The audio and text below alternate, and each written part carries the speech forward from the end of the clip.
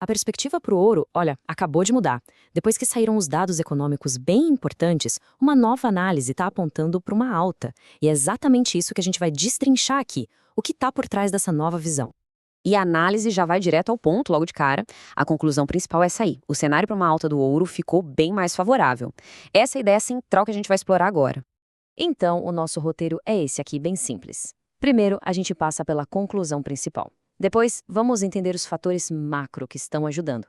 Aí, a gente olha a posição atual do preço, os possíveis cenários e, para fechar, um plano prático. Então, só para reforçar a ideia principal, essa melhora na perspectiva do ouro vem de uma combinação, sabe? São dois fatores juntos. Primeiro, os dados econômicos fracos que acabaram de sair, e segundo, onde o preço do ouro está agora. É essa junção que cria oportunidade. Ok, agora vamos entender o porquê dessa tese de alta. Tudo se baseia nos últimos relatórios econômicos que criaram o que estão chamando de narrativa de fraqueza dupla. Vamos ver o que é isso.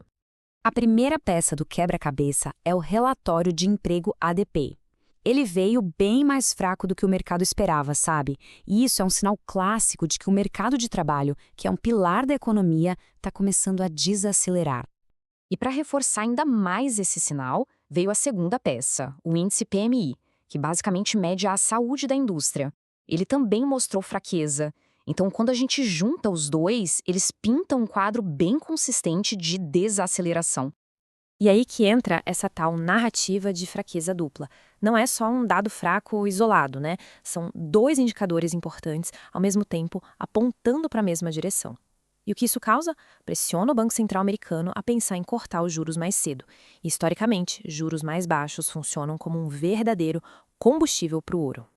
E quais as consequências diretas disso? Bom, quando essa narrativa ganha força, um padrão costuma se repetir. O dólar cai, os juros dos títulos também caem e o ouro tende a retomar sua tendência de alta. Ah, e um detalhe importante que a análise destaca. Essa alta tende a ser gradual, em degraus, não uma explosão de uma vez só. Certo. Então a parte macro a gente já entendeu. Agora vamos para a segunda parte da tese, que é a localização exata do preço do ouro nesse momento. E como a gente vai ver, esse fator é crucial. E aqui está o número central de toda essa análise, 4.203. E olha, esse não é um preço qualquer. Ele está num lugar muito estratégico e a gente vai entender o porquê agora mesmo. Tá aqui o motivo daquele preço ser tão importante. Ele está bem no meio do que o mercado chama de zona de suporte institucional. Traduzindo, é uma faixa de preço onde os grandes jogadores, os institucionais, costumam aumentar suas compras e se proteger. É uma área de muito interesse para eles. Mas por que essa zona é tão chave? Pensa nela como uma plataforma de lançamento. Ela representa um recuo saudável do preço, tem baixo risco de uma liquidação em massa e, estatisticamente, é um ponto onde o preço costuma se recuperar.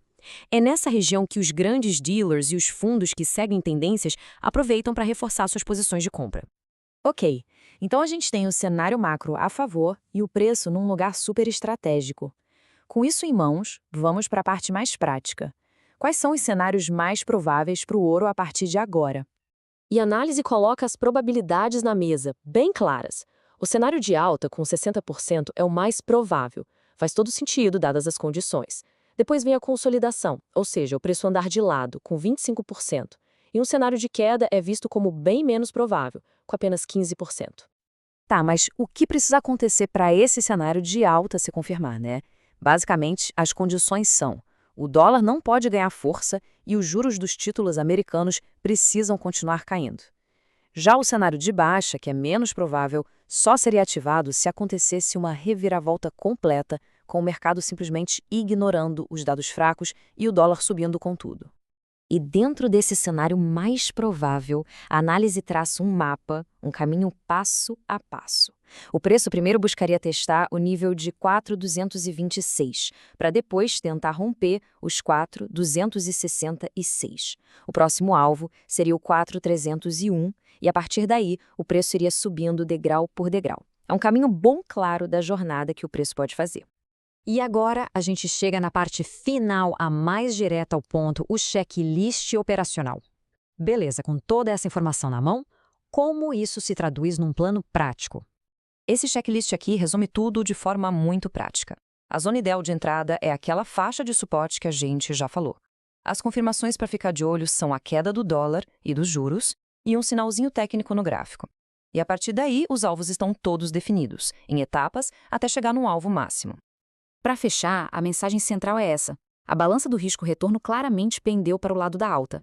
Com o ouro posicionado numa zona de suporte importante e com os ventos da macroeconomia soprando a favor, o palco parece montado.